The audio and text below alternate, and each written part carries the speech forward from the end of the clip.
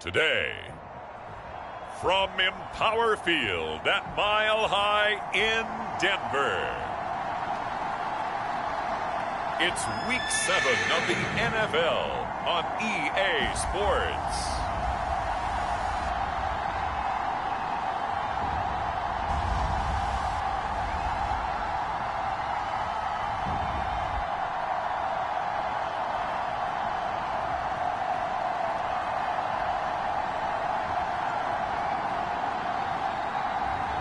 It's the Denver Broncos taking on the Seattle Seahawks. EA Sports coverage of the NFL has us at the foot of the Rockies, just west of downtown Denver at Empower Field at Mile High. Just a short time ago, sounds loud enough to reverberate across the Rockies. They're ready for football in Denver as the Broncos get set to do battle with the Seattle Seahawks.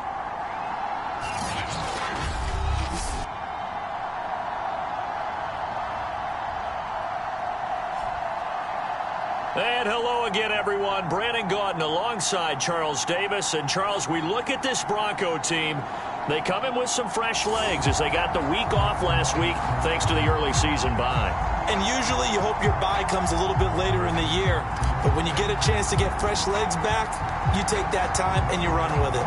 And off we go from Denver. From a yard or two deep, here comes a return.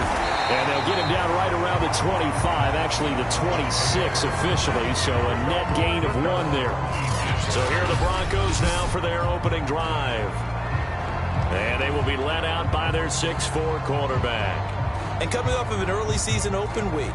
And in this situation, what he told us when we sat down with him was he spent a lot of time working on fundamentals, kind of getting back to basics during that time, as opposed to having to worry about healing up or resting up. It's too early in the season. Get back to the basics, get his game going again.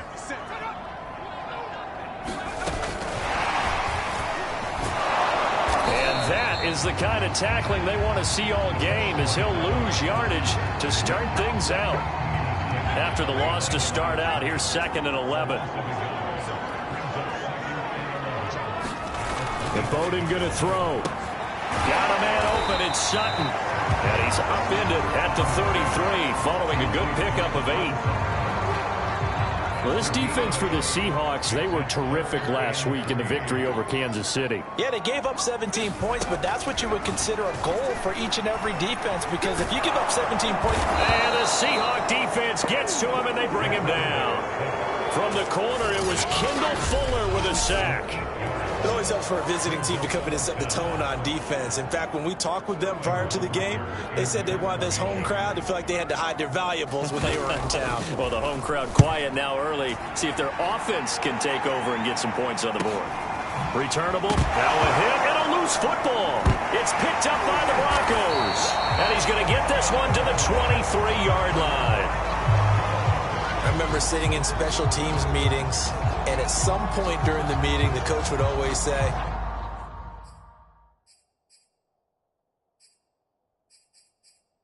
you better treat this one just like you're playing offense or defense. It's a big part of the game, and we just saw evidence of why right there with that fumble. Yeah, fumble on the punt, and after it was turning up to be a pretty decent return. Yeah, a really nice return. They were going to be set up okay, and the offense would feel good running onto the field.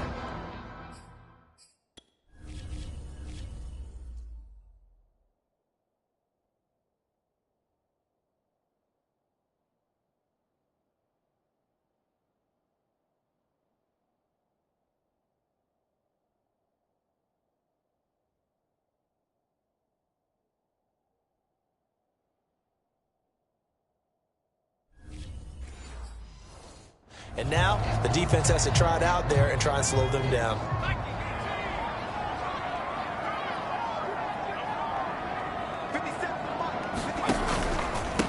They run for the first time with Javonte Williams. It was Alton Robinson that time on the tackle.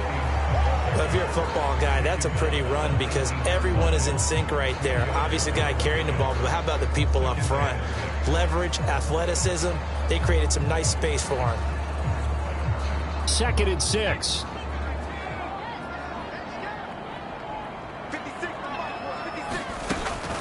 From the gun, it's a run for Williams. And he's going to be taken down here with a penalty flag on the field.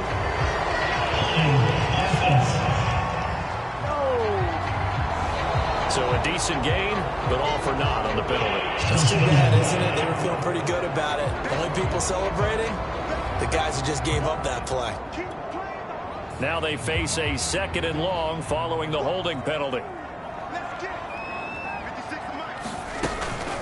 They'll run out of the gun here. Williams. And he'll get it down this time to the 17.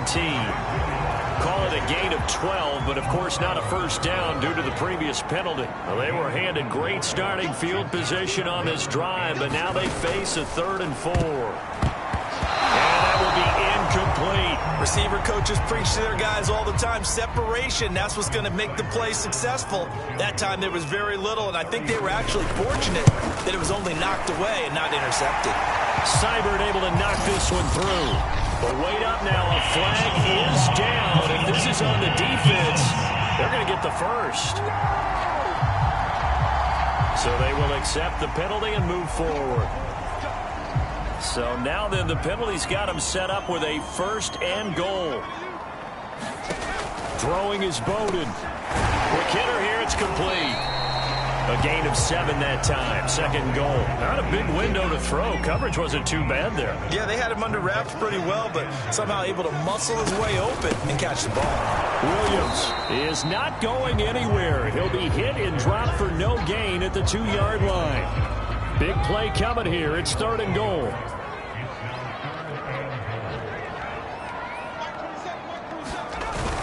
They'll run it with Williams. And he is into the end zone for a Denver touchdown. Javonte Williams, his 3rd touchdown now on the year. And the Broncos have taken the early lead. Extra point by Seibert up and good. And it's now a 7-0 game. So the drive there took 6 plays. And it was capped off by a Javonte Williams touchdown. They'll elect to bring it out here from the end zone. And ultimately cannot get this out to the 25-yard line as he's dropped at the 23. So out come the Seahawks now for their first possession. They will be led out by a 2nd-round pick in 2019. Out of Missouri, it's Drew Lock. And what a first half of the season he's had, leading the NFL in passing yards to this point. He's been a tough man to slow down. So this defense certainly has its work cut out for him.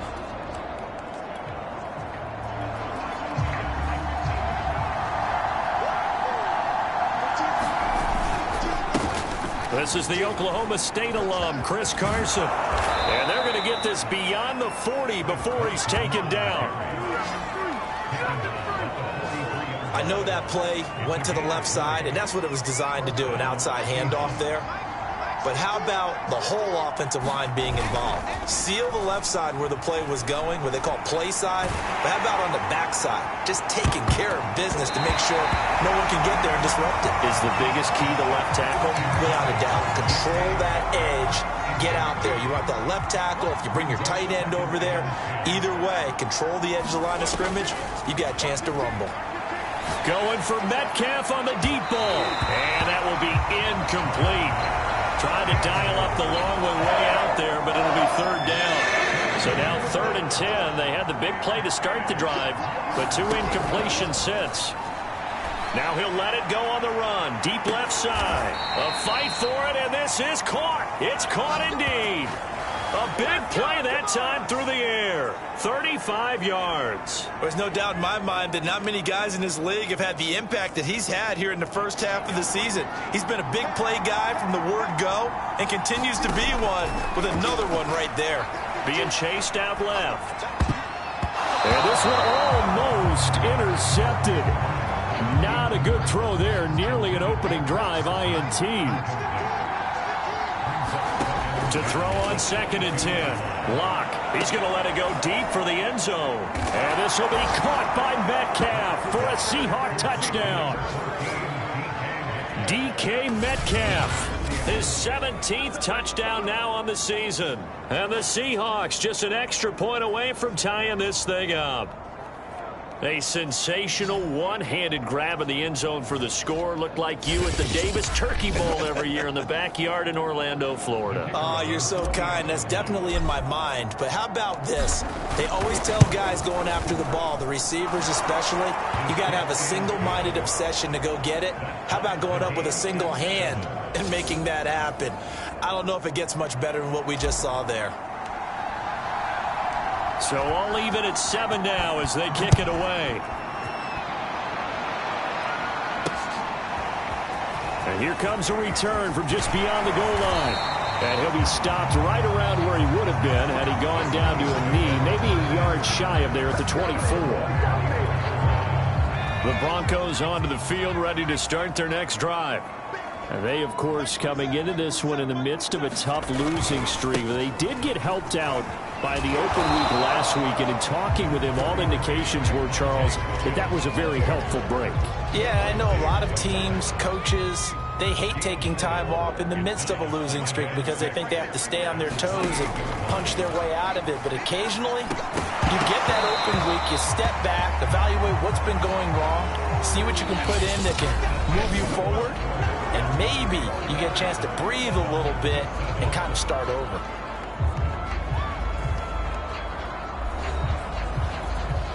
The Broncos on 3rd down, just 1 for 3 thus far. This will be 3rd and 6. To throw is Bowden. And this pass broken up. Excellent coverage there on 3rd down, as that was not an easy one to hold on to. I'll tell you what, these last couple of drives, much better from a defensive perspective. They gave up a touchdown on the opening drive, and then after forcing a punt on their last possession, it looks like they're going to get the football back again. It'll be 37 yards there on the punt, and it'll be Seahawk football, 1st and 10. Seattle's offense coming back onto the field, ready for their second drive. The last possession, these guys were able to tie the game with a touchdown, and now they'll have a chance to move out in front. Yeah, let's give a big assist to the defense who got the ball back. The special teams went out there, handled things. They've got it. They've got momentum. I know they're eager to get out there and put it on display. They'll start out on the ground with Carson. Just a yard on the 1st down carry, so it's 2nd and 9. No doubt about it. A really nice job there by the defense, not allowing him to get to the perimeter. But that means your defensive ends, your outside linebackers, the guys that you pay big money to sack the quarterback, they also have to have interest in the running game as well. And they did a nice job there of holding the point of attack and not giving ground. Well, that certainly has to feel good. It's not all the time that the play caller should get all the credit. Sometimes I think in the huddle, the quarterback just says, hey, who's going to make a play for me? I just need something right here. And the end result there, nice 1st down. Drive keeps moving. Going for Metcalf on the deep ball. And this will be caught by Metcalf for a Seahawk touchdown. DK Metcalf, his 2nd TD of the game and 18th of the year. And the Seahawks have taken the lead. And it was a tight window. He knew he had to rocket that thing in there. He got it done. And when you're able to complete one like that, your confidence has to just go sky high. You just mentioned it. Tight window, zings it in there despite excellent coverage. Result, touchdown. Point after, right down the middle. And that makes the score 14-7. The drive there only spanning 3 plays. And the Seahawks capping it off with a touchdown.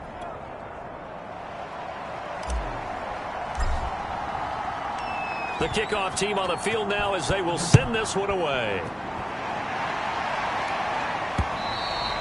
And to no one's surprise here in Denver, that'll carry through the back of the end zone for a touchback.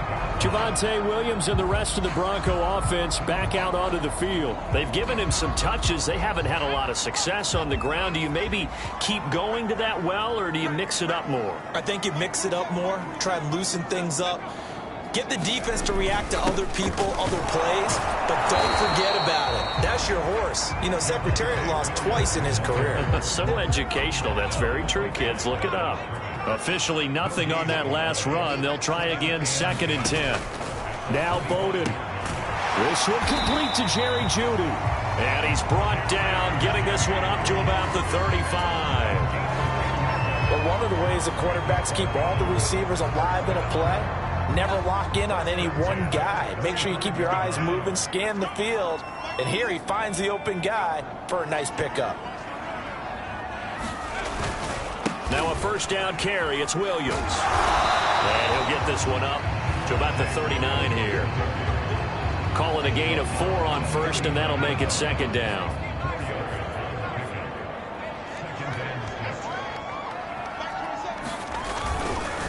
Now a handoff. Here's Williams. And he'll be brought down just shy of midfield at the 49-yard line. I think they like this drive a little bit better there, partner. Running game helping out, picking up some of the slack. Because remember the last drive, they went 3 and out.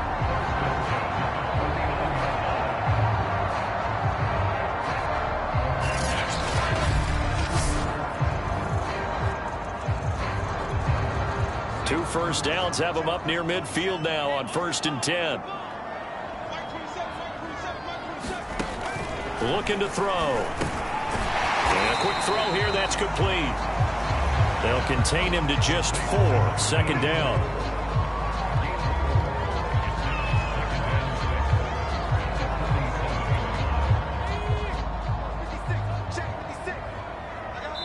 We've hit the 2-minute mark of the second quarter. 14-7.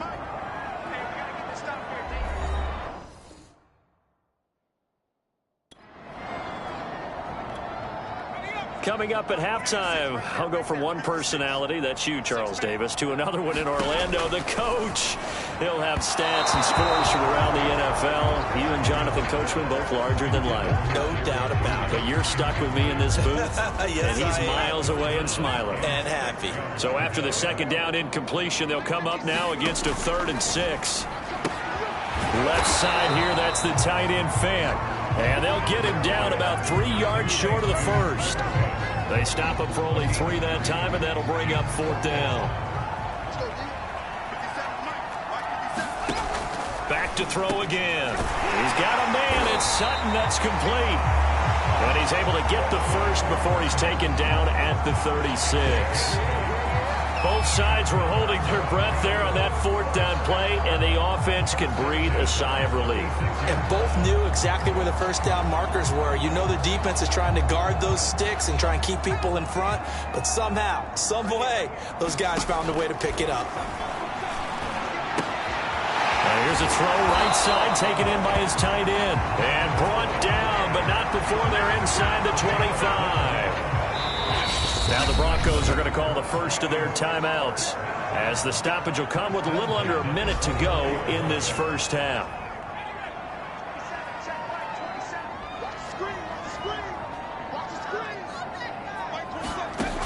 Again, he'll drop to throw. Throw right side, complete to Williams. And they'll work it inside the 15-yard line before it's all said and done. Now the Broncos going to use the second of their timeouts, as the clock shows 50 seconds to play here in half number 1. Week 7 action, and we've got a 7-point game here in the second quarter. And this offense hoping to change that right here. Sutton wheeling it in on the left side. And they'll get him down after a pickup of 8. 2nd and 2.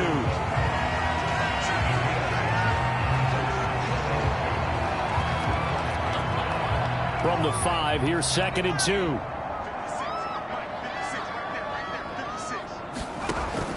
They'll look to throw again. Toward the end zone, but that's going to wind up incomplete. After the incompletion, here now, 3rd and 2.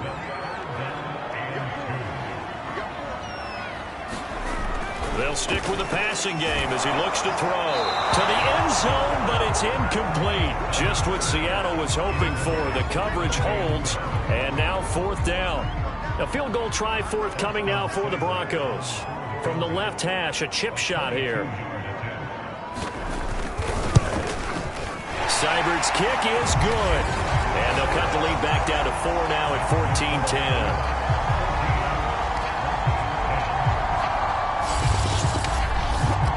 So a long drive gets them down inside the 5, but ultimately they settle for just the field goal. And I have to think that if maybe they were a yard closer, that would have made their decision tougher, and I think they likely would have gone for it. But in this situation, they just decided to take the 3, and I think it was a smart move.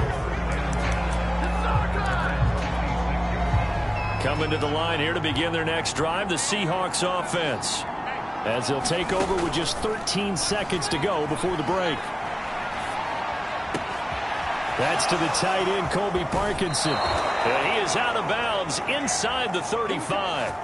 A big connection on that one. 39 yards. Well, partner, I'm not sure how this drive's going to end, but how about the way they flip field position there? A nice attacking play that picked up a heck of a chunk of yardage. So even though it's first down, here's the field goal unit on now to try to get 3 before halftime. On the left hash, officially, it's called a 51-yard attempt. And this one is right down Broadway. And that moves him up by a touchdown now at 17-10. So he's been automatic to this point of the season, and he connects on the field goal there. And what a luxury it is to have a kicker you can depend upon, partner, because he hasn't missed all year long. Converts on that one as well. And kudos to you. You didn't jinx him. So we've come upon halftime with the visiting Seahawks. They're out in front. As now we send you out to Orlando and hook back up with Jonathan Coachman for our EA Sports Halftime Report. Okay, Brandon, thanks very much. A lot to get to here as some of the division races starting to take shape as we look around the NFL here in week number 7. We'll begin out west at Levi Stadium in Santa Clara. And it's the Niners who have the lead in that one. Trey Lance with a couple of touchdown passes. From there, we head eastward to Indianapolis to check on the Colts at home at Lucas Oil Stadium. And at the half, they are down to the visiting Dolphins in that one. 3 Tua Tagovailoa touchdown passes there. Lastly, let's get up to Buffalo to check on the Bills. And they were losers in that one to the visiting Arizona Cardinals. Kyler Murray, strong in the victory, as his guys looked better than a team that had won just one game coming in. Meanwhile, in our game, it's been a back-and-forth first half. Who can put it together in the second half? For the answer, we turn it back over to our broadcast team of Brandon Godden and Charles Davis. All right, Coach, thanks. Yeah, both teams likely to make some changes in what's been a closely fought battle to this point. The Seahawks with the advantage, and they get the football first as the second half is underway. And we'll see a return here from the end zone. And they'll get him down right around the 25, actually the 26 officially, so a net gain of 1 there. So here are the Seahawks ready to take over on offense. They're working on a 4-game winning streak, and they lead this one as well right now as they start 1st and 10. Now Locke, he lost the football. It's out.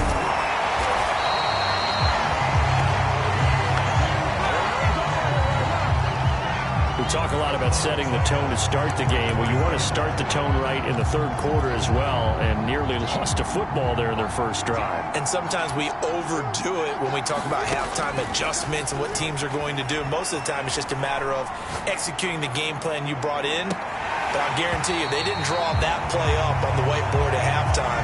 They're fortunate to retain possession. And this throw incomplete. Now the defender all over him that time, but it's going to lead to 3rd down.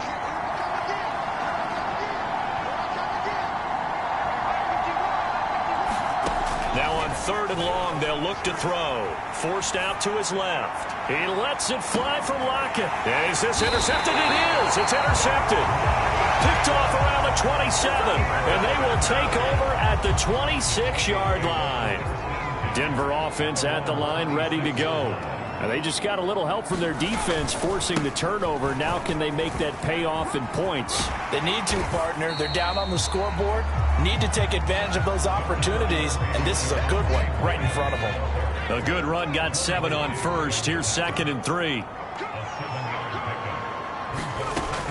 Back to throw here. And And the timing a bit off that time as that one falls to the ground. Another attempt, another incompletion. And when I look at the scoreboard and where we are in this game, it comes to mind that they have to start getting the ball in the hands of their playmakers. Throw it to the guys that maybe can take a short pass and turn it into a long gain or make people miss downfield.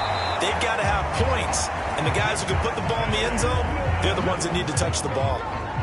Well, after an interception, last thing you want to do is go 3 and out, give the ball right back. They avoided that. Yeah, you definitely do not want to do that. I remember in college I played with a really big-time player on defense. We ended up getting an interception as we passed the offense coming out. He told him, if you don't take care of this football, you'll have to answer to me later. You definitely want to take care of it and pick up first downs.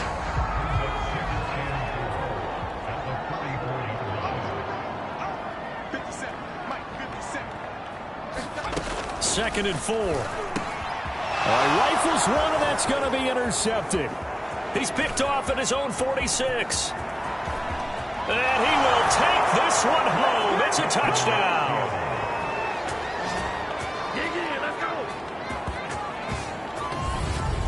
Make it back-to-back weeks now with a pick 6 for him. He had one a week ago. Talk about being in the groove, and what are the odds of what we're seeing right here? You don't see it happen very often. Listen, if you get a pick 6 in a season, it's been a big year, let alone back-to-back weeks. I'll tell you this, I wouldn't play cards against this guy in the locker room. The extra point splits the uprights, and the lead now up to 14. A heck of a play there defensively, getting the interception, navigating his way into the end zone for the touchdown.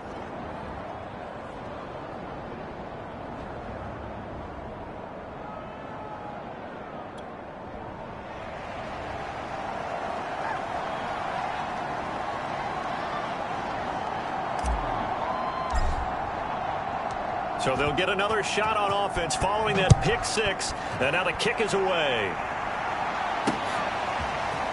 From a couple yards deep, he'll bring it out of the end zone. And beyond the 20, but not by much. In fact, just a yard pass there to the 21. Denver's offense ready to go again.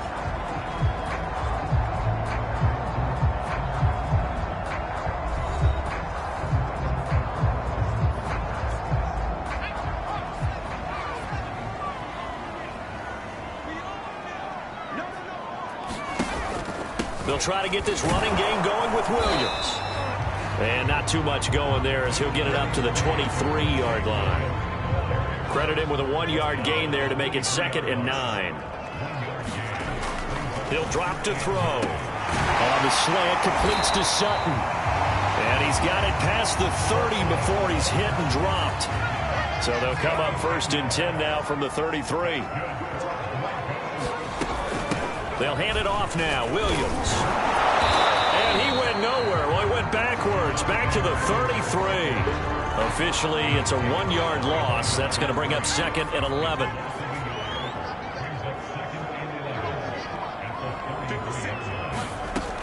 They'll set up to throw. This is the tight end Fant. And he'll be out of bounds after getting this one across the 40. 9 yards, not quite enough, and they'll be left now with 3rd and 1. On play action, they'll throw. He's going to get this one out to his fullback. And he's able to get this one out closer to midfield across the 45. Well, let's be honest about the whole thing. When you're looking for a reliable set of hands on 3rd down, the first thought is often not fullback. But that's who they turn to there. And he does a nice job of securing the football and picking up the first down. Well, this one complete downfield on the left side. And he's able to get this one down to the 40-yard line. So on the other side of the field now, it's 1st and 10 as they've got things rolling on this drive. They'll run it with Williams and give him 6 yards here as he stopped near the 35 at the 34. Now after the running play, we've got a man down on the field. 6 yards on that last play. Here's 2nd and 4. We'll step aside and get a report when we come back to Denver. Williams going to get it again on 2nd down. And he'll be a little shy of the 25 here at the 26-yard line. 58 yards rushing for him in the ball game now on 14 carries. On first down. Williams. And he'll maneuver his way forward for about 4. 2nd and 6. 3 quarters in the books. You're watching the NFL on EA Sports.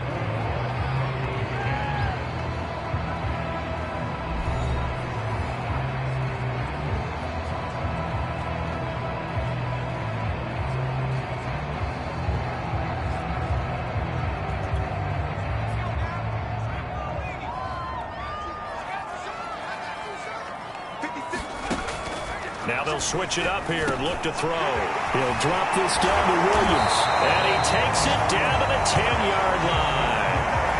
Good yardage on the completion there. When they look at the scoreboard, they do understand a field goal is not going to do them any good. My guess, they're going to press the ball downfield as far as possible, try and throw it into the end zone and get a score because they know they've got to get that done and get the ball back as quickly as possible. 3 yards the gain there, 2nd down.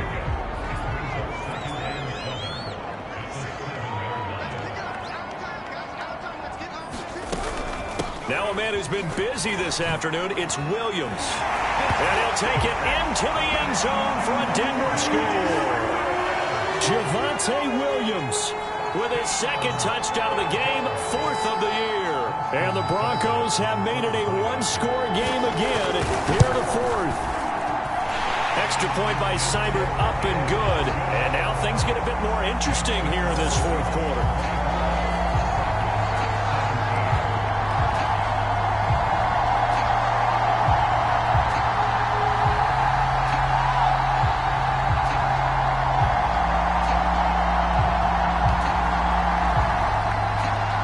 Following the touchdown, Hoff-Richter to kick off. Taken in at the 3. And he's up across the 25 and down at the 28.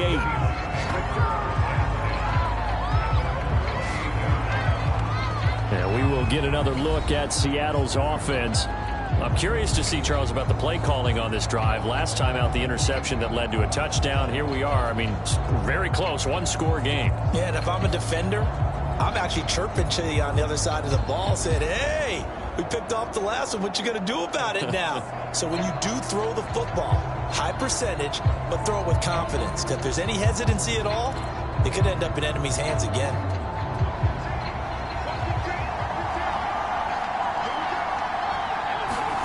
Trying to shake off the interception from the last drive. He'll look to throw. He hits his target, Lockett. And all the way down to the 24-yard line. It's a big play there for Seattle. Oftentimes now, offenses aren't nearly as precise as days gone by. They just help receivers find an open patch of grass and let the quarterback find you. And that's exactly what they did on that play. First with the pass through the air, nice chunk of yardage there, and then additional pickup with his legs after the catch. And that last throw, CD, going to move him even further up that all-time passing leaderboard as he just moved beyond Broadway Joe Namath at 27,663 yards. And that's impressive because Joe Namath, my goodness, he could throw a football. I mean, it was just gorgeous the way he threw it. Rallied his Jets to a Super Bowl win, one of the greatest upsets in NFL history. Broadway Joe, the man. Boy, this one incomplete. The pressure got to him as he released it. And it's 2nd down. A lot of times it's that first read that you have. Maybe you get it in pre-snap, and he locked in on his target, but he was covered quite well, and that one's incomplete. 2nd and 10. Again, it's Locke. Looking end zone, but it's incomplete. This drive, which was going so smoothly, all of a sudden it's a little bit of a roadblock here with 2 straight incompletions. Yeah, apparently this defense has had enough. Apparently they're saying no more. We're making a stand right here, right now. But it is 3rd and 10. They've got to get after him one more time. That was a touchdown if he could have hung on. Instead, it was a well-timed collision to jar that one free.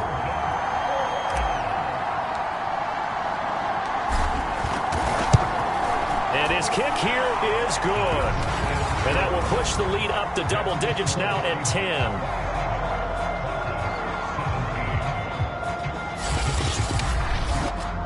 So that one, CD, going to make the road back a lot more difficult. Oh, there's no doubt about that. You know they were praying on the other sideline for a miss because now, as you pointed out, a very difficult road. Down 2 scores. You don't just need a touchdown. You need a chain of events to go your way. You've got to score, somehow get the ball back, and score again. The odds of that happening, not great in your favor. Set now to kick this one away, and off it goes. And no effort to bring this one out. It's a touchback. Here's the Denver offense now as they get set to take over here. And the complexion of this one has changed a fair amount. That last field goal made it a 2-score game, so they need to get points out of this drive relatively quickly.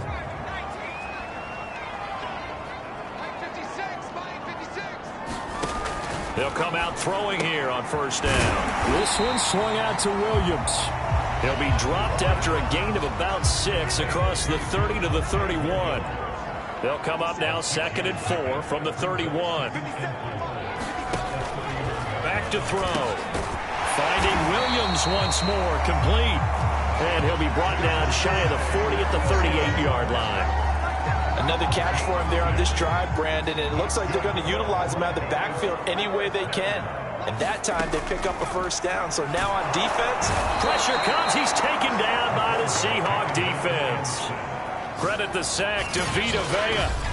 Well, when you time those screen passes perfectly, they can work perfectly. But that time it took a little too long to develop. And you zeroed in on exactly what makes that play go. Timing. Because if the timing's off at all, those unblocked defenders coming at the quarterback, they'll put him on the deck.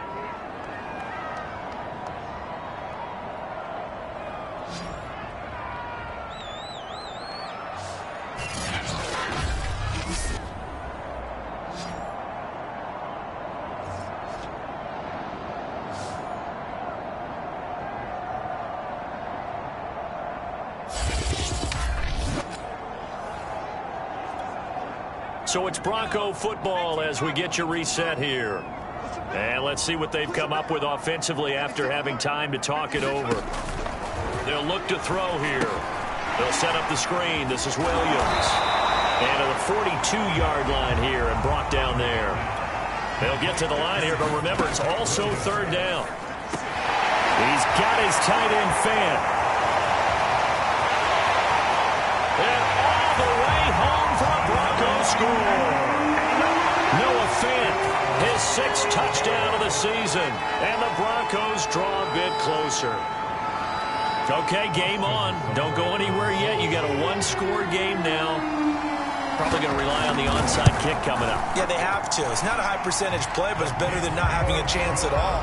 And that's when you put your leapers and your flyers on one side, get that high hop, and hope that one of the guys can come up with it. And on the other side, get that hands team ready. No doubt about it. Now following the touchdown, Richter to kick off. This will be fielded inside the 5. And they will wrangle it down a couple yards shy of the 30.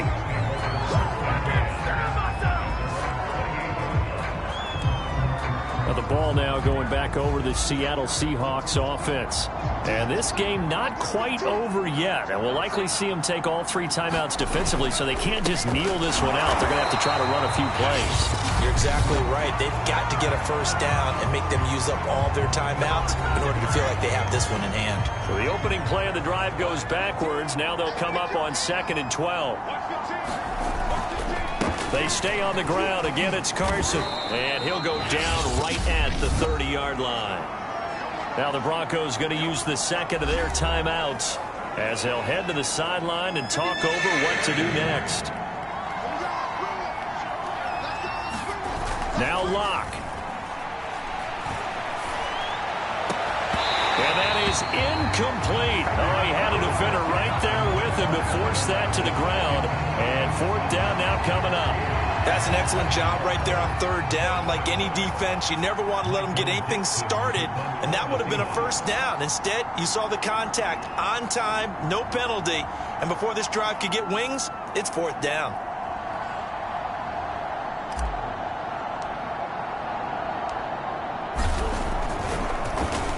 So they're forced to punt on fourth as this one's away.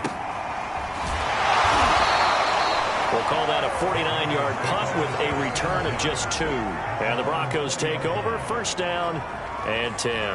Now out comes their leader and the captain of this offense back onto the field.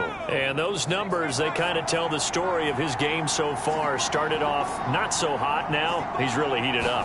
And remember, he signed up for duty as the guy who leads the team, right? The field general, the signal caller. So when things go rocky early, he can't just exit out and ask someone else to pick things up.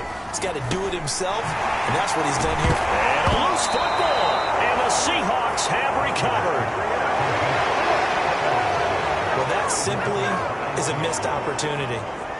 And I believe the referee's been buzzed. Yeah, they want to take another look at this call, and it's certainly a big one here late in a tight game.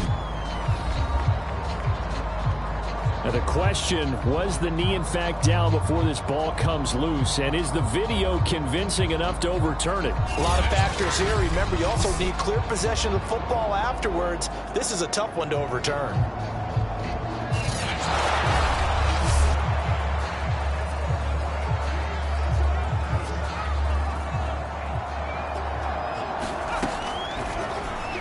So that one overturned. They say the knee was down, and that will not be ruled a fumble.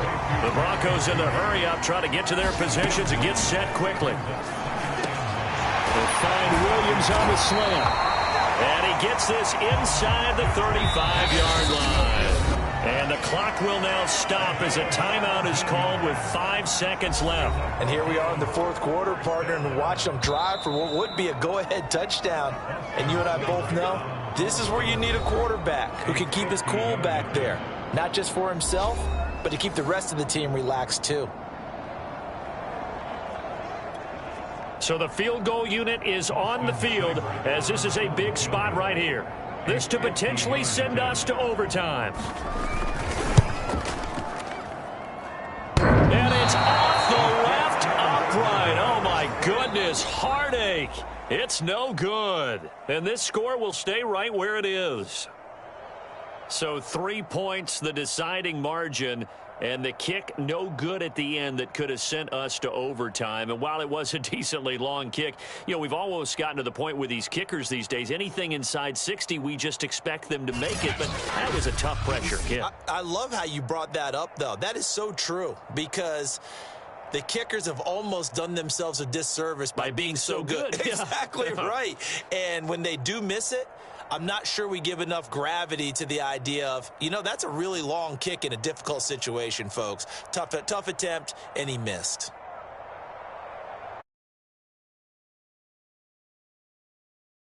Out there as the win moves them to 6. Turn home next week to take on the L.A. Rams. Meanwhile, for the Broncos,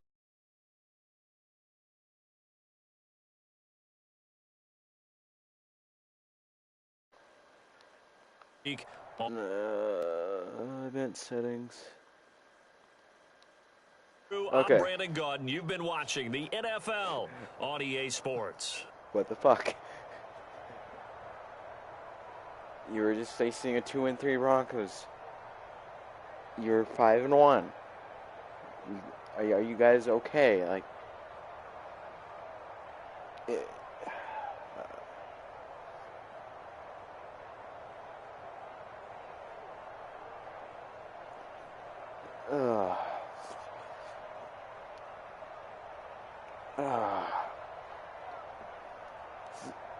see, my prediction is going to be,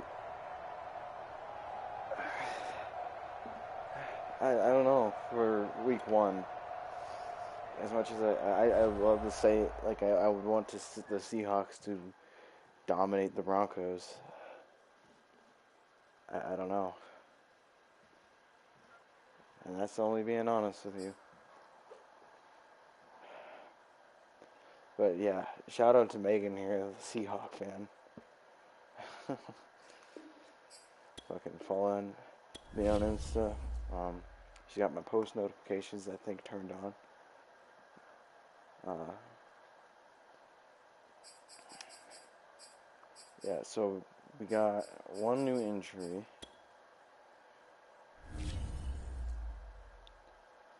broken ribs, and well, he's a fucking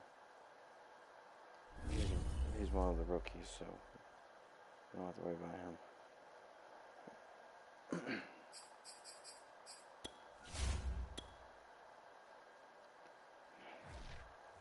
27-24 is your final score.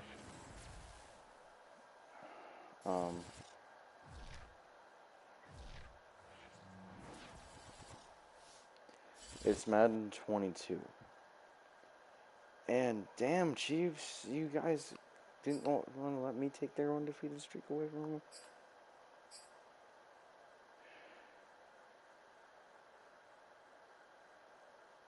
So, anyhow, looks like I take the lead in the division. And I'm going to keep the lead in the division, hopefully.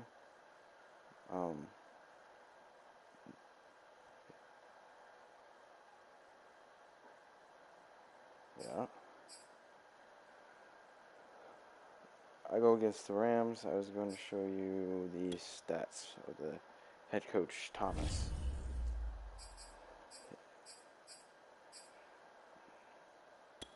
Thanks, Pete Carroll. You're tired.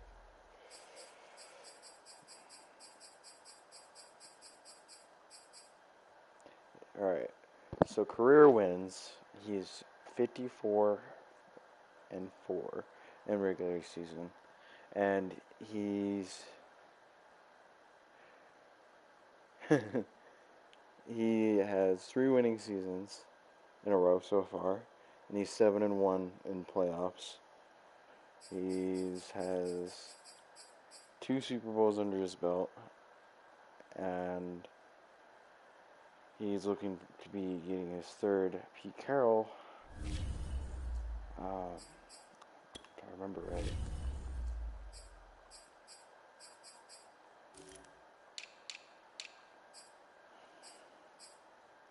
Yeah, Pete Carroll had 3.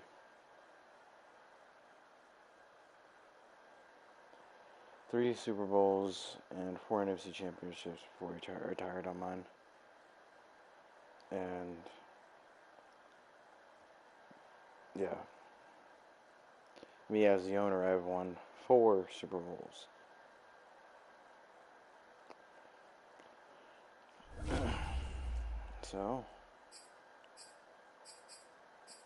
So far, I think he's going to the Hall of Fame. He hasn't been inducted yet, I don't think.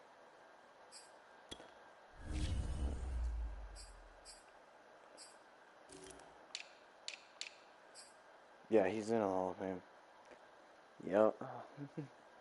There's our boy.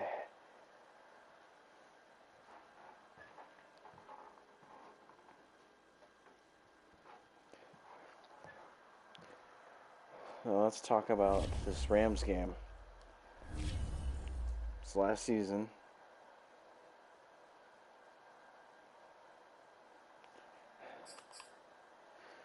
So last season, the first matchup was in LA. This matchup's going to be in Seattle. The first matchup is going to be in Seattle. I'm going to turn my fan on real quick. We got out best 38-35 in LA last season. Then, if I remember right, if I go on my Instagram,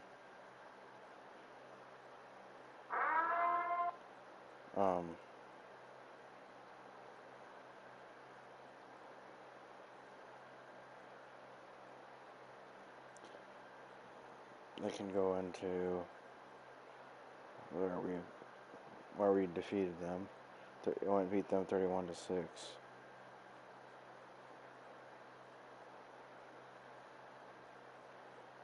So, anywho, shout out to Megan here.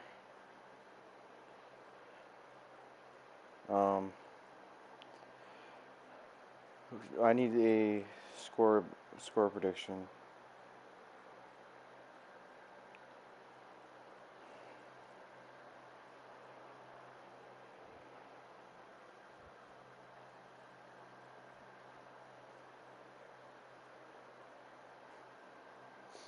So I need a score prediction for this Rams game.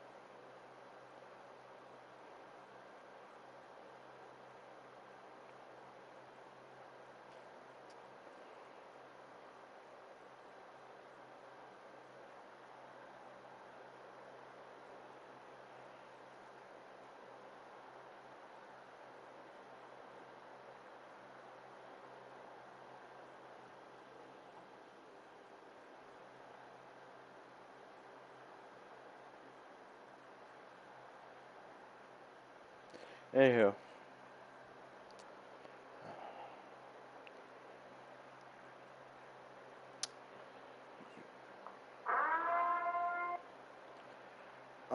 I'm going to give this fucking game a very, very close matchup. I'm going to say it's going to be the Rams 23, Seahawks 27.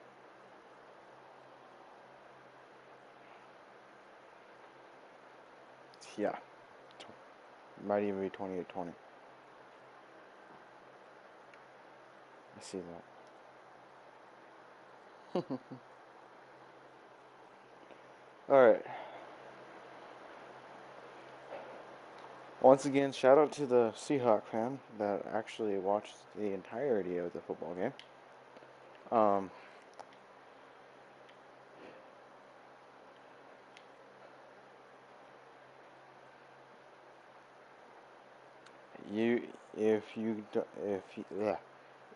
If you can't join on the live stream, the score will be posted after the live stream.